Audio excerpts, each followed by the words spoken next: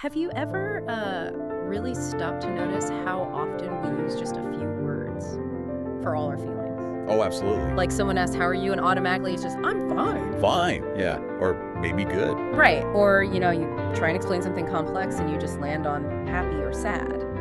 And when you shared Speak English with Fire with us, that whole section on emotional vocabulary really, it jumped out because I think it's something everyone kind of struggles with, getting past those automatic answers. It really is. It's fundamental. So today, for our deep dive, we're really going to dig into that. Based on those insights you brought up, it's all about the power of emotional vocabulary. Yeah. Our mission really is to help you, the listener, move past just scratching the surface, to help you express feelings with, well, more depth, more honesty. More impact, definitely. Yeah, impact. So get ready, because in this deep dive, you're going to get some real strategies, some specific words, actually, things you can use to, elevate how you talk about emotions. It's more than just finding fancy words, though. Oh, for sure. It's about connecting, isn't it? Properly connecting with other people and maybe even, more with yourself. That's the core of it, I think. It's fascinating how we sometimes unconsciously put up barriers to connection. Mm-hmm. But when you can actually say what you feel precisely, it really does deepen those connections. You see it in relationships, at work. And just inside yourself, right? Like understanding what's going on. Exactly. Internal clarity. That feels so true. It's like suddenly seeing in full color instead of just, I don't know, black and white or basic primary colors. That's a great analogy. But what's actually happening, like in our brains, when we find that specific word for a feeling, is there science behind that? Oh, yeah, there is. Research from UCLA talks about something called affect labeling. Affect labeling. Basically, when you accurately name an emotion, you activate parts of your prefrontal cortex. That's kind of your brain's CEO, the rational part. Gotcha. And doing that actually helps to dial down the activity in the amygdala. Which is the emotion center, like the alarm bell. Exactly, your emotional alarm system. So naming the feeling literally calms the system down. It's a real neurological shift. Wow.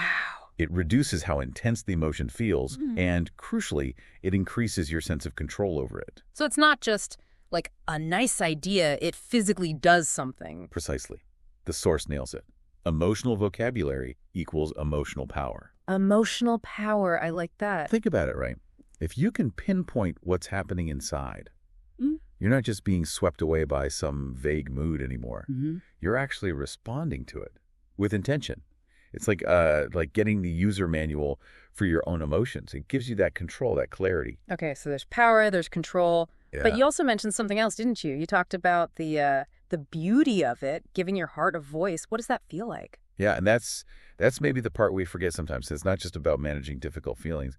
It's about authenticity. It's about letting your inner experience, come out in its true form. Yeah. When you find that perfect word, it's like this little click, this moment of, yes, that's it. It's self-recognition. That makes sense. And it leads to the question, doesn't it? If it's so powerful and feels so good, why do we keep falling back on those empty phrases? That is the perfect question, because the number one offender, the phrase we probably all overuse, it has to be, I'm fine. Oh, definitely. The classic. It's almost like a password, just to end the conversation quickly. It is. It's a conversation stopper. And what does I'm fine actually tell someone? Pretty much nothing. Exactly. Zero information. It's like saying food is okay. Was it amazing? Was it terrible? Who knows? Right. So, okay, we get why it's a trap, but how do we actually, get out of it? The source had some really good practical alternatives. You just did. Like instead of just defaulting to, I'm fine, you could say something like, I feel a bit off today. Simple, but clearer. Yeah, or I'm okay, but my energy's kind of low. Or even, I feel calm, but also kind of empty. See, you can feel the difference immediately, can't you? Yeah, absolutely. Those alternatives they offer something. They're honest. They're human. And isn't that what language is supposed to be for? Communicating our actual experience. Right. Not just transferring data points. Okay, so we've talked about escaping the I'm fine black hole. Now, how do we actively build up that richer vocabulary? Where do we start if we want to, upgrade our emotional language? Good question. Let's take some of those common umbrella terms we use, the big ones, and find some richer words for them, starting with happy.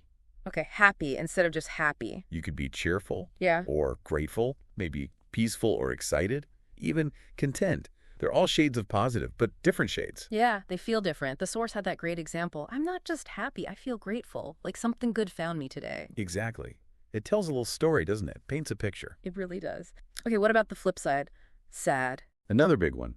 Instead of just sad, maybe you feel down or disappointed, perhaps heartbroken if it's serious, or drained, even lonely. And the example for that was powerful too. I feel drained, like I gave too much and now I'm running on empty. Oof. Yeah. You feel that, right? It gives the feeling depth that makes it relatable, specific. Definitely. Okay, so happy, sad. What about angry? That's another common one. Right. And angry can be quite flat sometimes. Think about frustrated or annoyed, maybe betrayed. That's a very specific kind of anger. Or tense, even fed up. Each one has its own flavor. Completely different energy. And the source's image for that was striking. I'm not angry. I feel tense, like there's a storm inside, but no lightning yet. Yeah, it helps you feel the distinction, doesn't it? It really does. Wow. Imagine being able to talk about your own feelings that clearly. Think about the conversations that could open up. It's potentially transformative, yeah. So let's make this practical. How does this play out day to day? Let's take a simple scenario. A friend asks you, how was your day? Right. Instead of the usual, it was okay or good, Yeah. try something like, well, it's kind of a roller coaster, actually. I felt pretty hopeful this morning, but honestly, by lunchtime, I was feeling a little discouraged. Oh, okay. That's different. It is, isn't it? And what happens there, you're not just exchanging empty words. You've actually opened a door. You've invited a real conversation. You've given them a little window into your actual experience. That feels much more connecting. Okay, what about, say, at work? We all say, I'm stressed. It's almost meaningless now. Totally. It's background noise. So what if instead of I'm stressed, you said something like, I feel overwhelmed, like there's no space to think? What happens then? Now that's where you see the power. Stressed is just a general complaint almost. People might nod sympathetically, but that's it. Right. But saying, I feel overwhelmed, like there's no space to think, that's specific. It points to a problem. It's almost an invitation for help, or at least understanding on a deeper level. So people might actually listen differently. Absolutely. They understand the nature of the problem. Maybe they can offer space or help prioritize. It makes the feeling actionable, not just a vague negative state. It changes the whole interaction. This is huge. But it's not just the words, is it? There's another layer. You read my mind. It's also how you say it. Your voice. Your tone. That carries so much emotional information. It's like the secret ingredient. The music behind the lyrics. Perfect analogy. Exactly. Say it like you feel it. If you're talking about something that hurts, maybe your pace slows down naturally.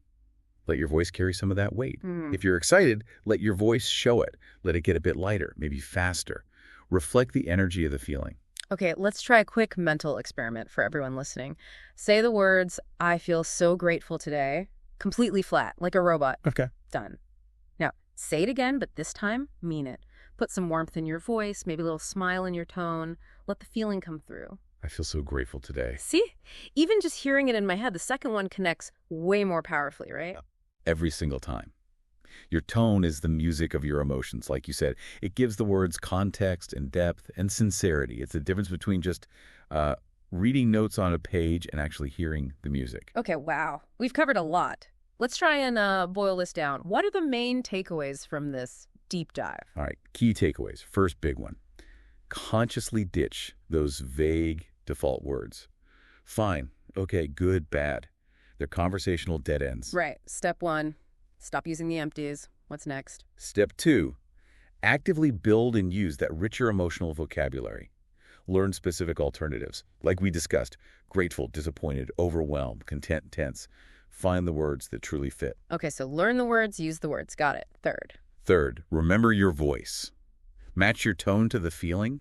How you say it is often just as important, maybe even more important, than the specific words you choose. Because it all comes down to being more real, right? More authentic, more you. Exactly. That's the goal. Okay, so here's your action step. Something you can do, like right now, today. It's simple, but really effective. Pick 3 emotions you feel today. Just 3.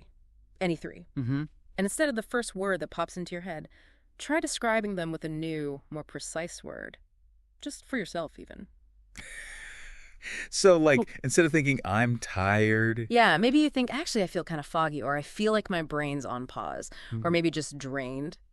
Just notice the difference it makes. Yeah. Okay. Just notice. All right. And finally, a thought to leave you with. Something to chew on. Go for it. What if you really committed to this? What if you consistently spoke from the heart, Really allowed your language, your words, and your tone to fully reflect what's going on inside? How genuinely authentic and how incredibly powerful could your self-expression become?